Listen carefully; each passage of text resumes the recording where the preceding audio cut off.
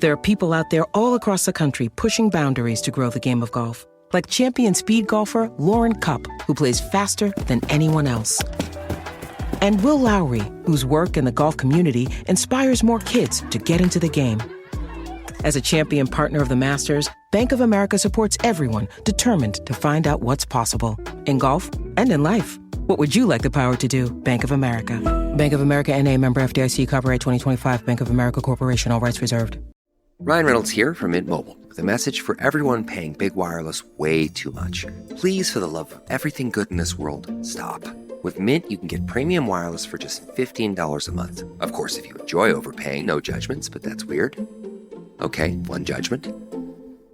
Anyway, give it a try at mintmobile.com/switch. Upfront payment of $45 for 3-month plan, equivalent to $15 per month required. Intro rate first 3 months only, then full price plan options available. Taxes and fees extra. See full terms at mintmobile.com. Hey, Fidelity. What's it cost to invest with the Fidelity app? Start with as little as $1 with no account fees or trade commissions on U.S. stocks and ETFs. That's music to my ears. I can only talk. Investing involves risk, including risk of loss. Zero account fees apply to retail brokerage accounts only. Sell order assessment fee not included. A limited number of ETFs are subject to a transaction-based service fee of $100. See full list at fidelity.com/commissions. Fidelity Brokerage Services, LLC, member NYSE SIPC.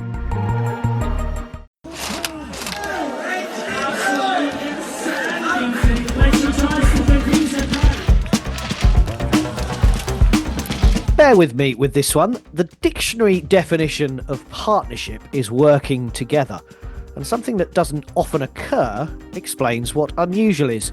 So in this podcast, how do you take that unusual partnership and get it working together often? I'm John.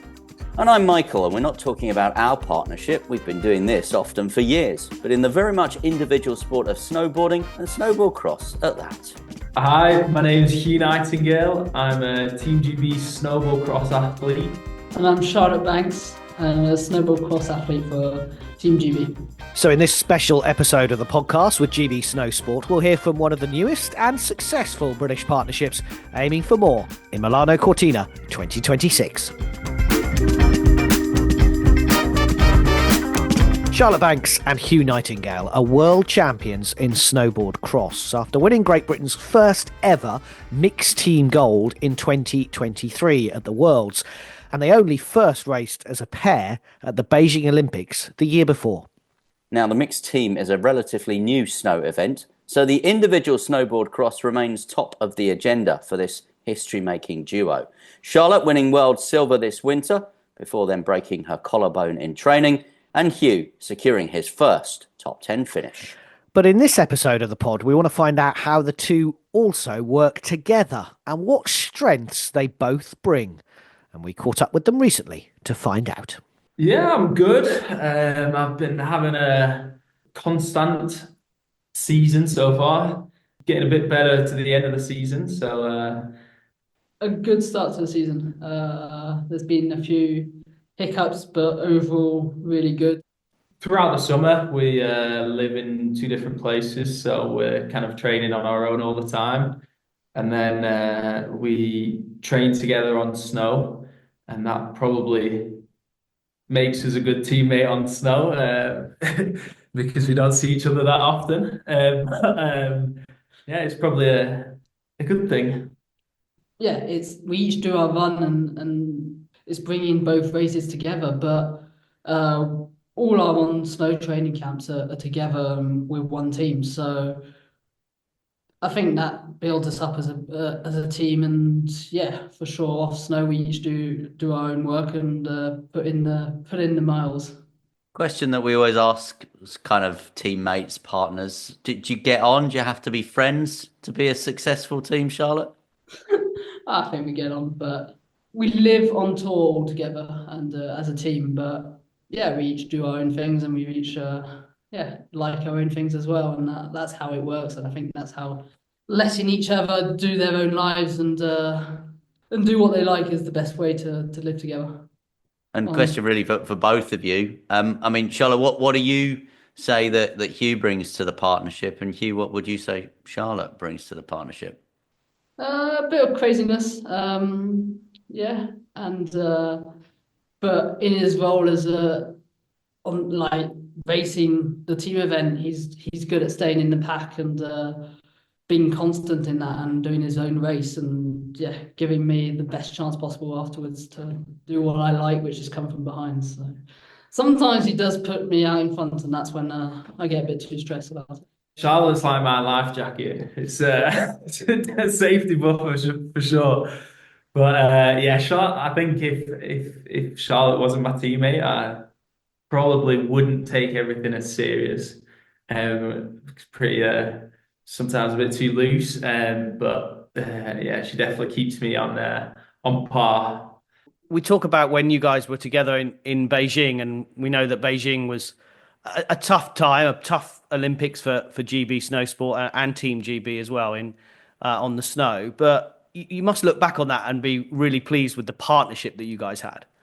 Yeah, I think it brought something out. I mean, it was the first team event we did together at the Olympics, and from that we've had some really good success in team events. So yeah, that's the highlight from the games. Probably the only one that I remember anyway. Yeah, I think it was the first race that we did together, so it was kind of like an unknown situation, and I think we coped with it very well because there was no pressure to deliver anything or to have to perform a certain way, so we kind of went in with it lightheadedly, and it's been good so far. And the fact that it's given you more confidence as the years have gone on. So we're a year away from the next Olympic Games, but your partnership has grown. For sure. I think we're now been in a team together for the last 4 years. So we kind of know each other a lot better than the first time. So that will definitely play into our cards. Let me talk to you both about pressure. Charlotte, first of all, do you feel more pressure in an individual event because it's all on you, or do you feel pressure in a team event because you know that one mistake potentially and you let somebody else down, if that makes sense? Yeah, I think both of those, and we've got a team behind us, even in an individual, and it's the whole team that's performing. And I think when I don't get the result or we don't get the result as a team, it's also the same I feel like I'm letting those people down because we've put in the work, and kind of knowing I could perform, but I've made a mistake, it is tough. But for sure, doing it as a team, it's like on World Cup, it's a completely different atmosphere and it is a lot more relaxed. The big events, for sure, we want to perform and the team. For me, the big goal is still the individual, and that's my main goal to perform at that. But I know that the team event's really important and it's a really good chance for us to perform, and I want to give out my best and I don't want to be making any mistakes. And yeah, there's pressure on me when we're in that gate, but that's also what we thrive on. And Huw, I think we maybe underestimate sometimes when we see you guys at a World Cup or an Olympics, the work that does go on in the background. Tell us about that support, what you get from GB Snowsport in order to get you onto the start line. Being at the top level as a GB athlete is probably, compared to other nations, very good. Like the help and everything that GB gives us as a single and also as a team, it's very good. And the support is just amazing, really. Charlotte, you talked about the pressure, that it was different from a World Cup to an Olympics. Why is it so different? It's a 1 day event, and we know that that's also like for sure. Like I'm competing, like this season I'm competing for the Crystal Globe, and that brings out that I can't really miss out one race, but still we all want to bring our A game for these big events, if it's World Champs or Olympics, and that's also what we train for all year round. And we're training towards Milan Cortina for the last 4 years, and that's also the goal that GB Snowsports as a federation has set, and we know that that's one of the big goals is to perform in those events. And Yeah, I think it's good pressure. I mean, it's bringing out the best that we can give at those events, and we've got the support around us to perform, and that's kind of it. They're just bringing us the support to be able to give our best, and also it's the event which everybody watches. World Cups, nobody really knows about, and really what shows our sport and what gives the best image of our sport is the Olympics and World Champs, and therefore, yeah, that's where we want to put the best show on, really. Because some of the athletes that we spoke to at the Summer Games last year were like, we're not really we don't class ourselves as an Olympic sport. We're swimming or we're athletics.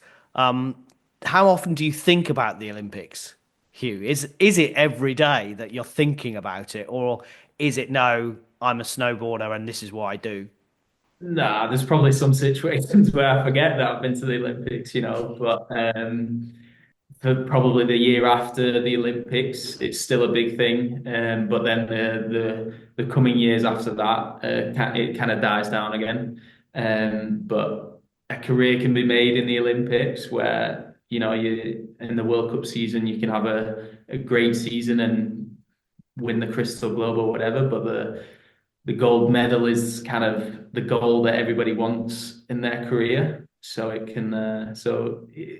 it is a big thing to think about. Charlotte, do you ever forget you were at the Olympics? I mean, but did you grow up and have any sort of standout memories of watching Olympic Games? Was there someone or some event that you remember watching and thinking, that's lit a fire inside me? I mean, no, I don't forget I've been to the Olympics, but it's not what stays in my mind, and what, like, yeah, maybe also because I've not had the best experiences at the Olympics for now, but yeah.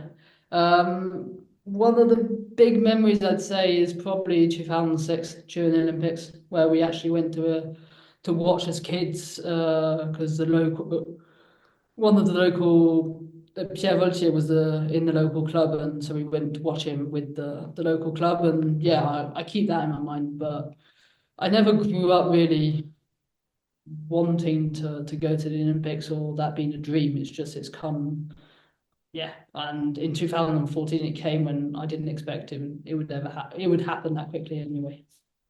Because Hugh, we hear this from quite a lot of sports people. Obviously, you get the traditional sports like athletics, like swimming, but actually you get the lifestyle sports, if you like. Do you know what I mean by that? You're a lifestyle sport, if you like. Yeah, I would definitely say snowboarding is more a lifestyle sport than a lot of other sports. But that doesn't mean that we can't be competitive and professional. But yeah, definitely is a thing of that. So Milano Cortina is not that far away.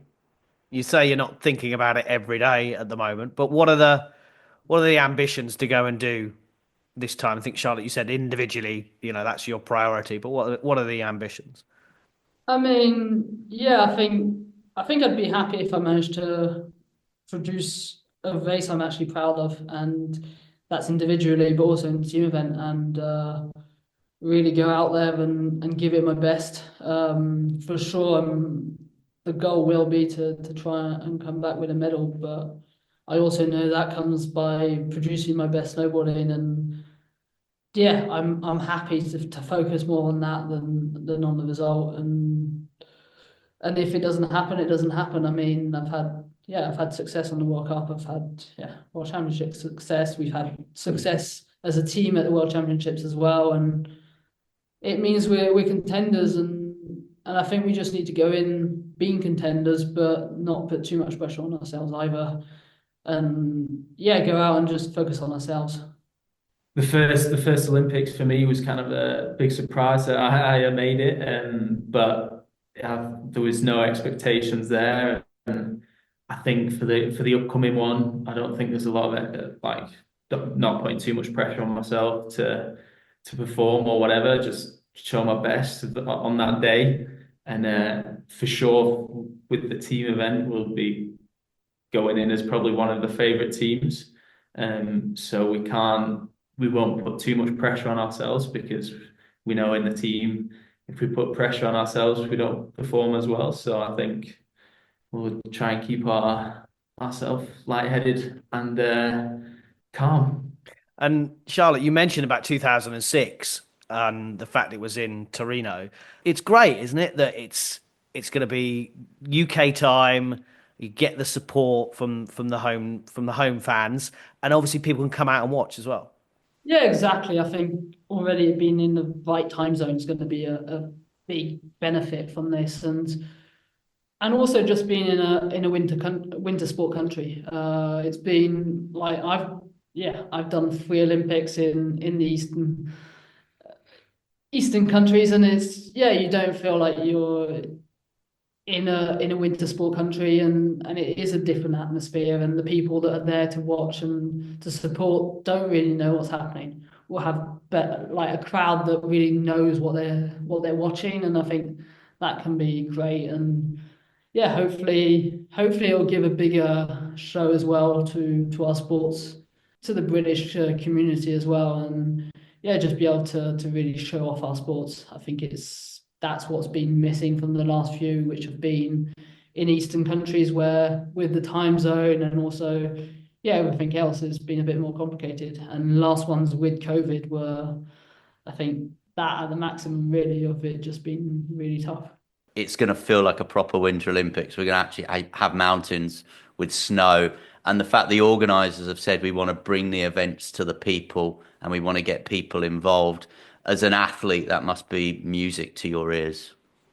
Yeah, for sure. Like in a smaller sport as ours, I think bringing it to the fans is better for us, and especially also having our family and friends come over and watch, and that will definitely help us out and hopefully help the sport out. And no spitting in a tube every day. Exactly. like Beijing. Thanks very much, guys. Thanks. Cheers. Charlotte Bankes and Huw Nightingale, aiming to return to the podium in the snowboard cross mixed team event at the Milano Cortina Winter Olympics in 2026. Make sure you follow for more British snow stories. This has been a special episode of the podcast with GB Snowsport.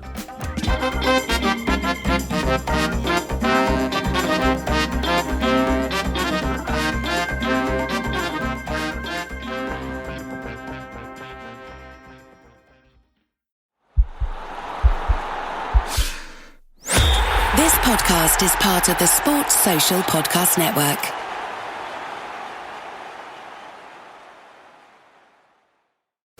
If you work in quality control at a candy factory, you know strict safety regulations come with the job. It's why you partner with Grainger. Grainger helps you find the high quality and compliant products your business needs to inspect, detect, and help correct issues. And the sweetest part is, everyone gets a product that's as safe to eat as it is delicious. Call 1-800-GRAINGER, click Grainger.com, or just stop by. Grainger, for the ones who get it done.